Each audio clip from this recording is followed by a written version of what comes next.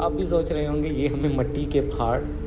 کیوں دکھا رہا ہے، در حقیقت اس کی حقیقت کچھ اور ہے۔ تو آیا آپ کو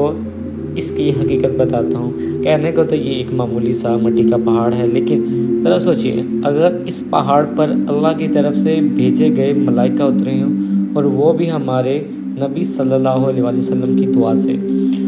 اور یہ ملائکہ ہمیں اسلام کی پہلی جنگ میں ایسی فتح نصیب فرمائے جسے اسلام کے سنہری پنوں میں درج کیا گیا ہو، تو سوچئے اس وقت میں اس مقام پہ کھڑا ہوں تو آپ کی کیفیت کیا ہوگی۔ یہاں کے مقیمی اور کچھ تاریخ کی کتابیں بھی یہی بتاتی ہیں کہ جی یہ وہی پہاڑ ہیں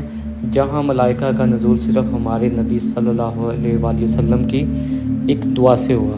تبھی یہ پہاڑ سب پہاڑوں سے نمایاں اور منفرد نظر آتے ہیں، جیسا کہ آپ دیکھ رہے ہیں۔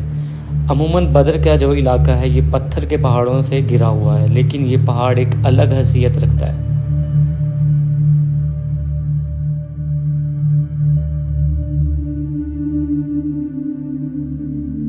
ٹائم ہو رہا ہے ابھی ظہر کی نماز کا، تو انشاءاللہ آپ کو مسجد العریش کے جو ارد گرد کا جو ماحول ہے، کچھ محلے ہیں جو اس وقت ٹوٹے پھوٹے ہیں، تو اس محلے میں بھی آپ کو لے کے جاتا ہوں جو اس وقت کیسے نظر آتے ہیں۔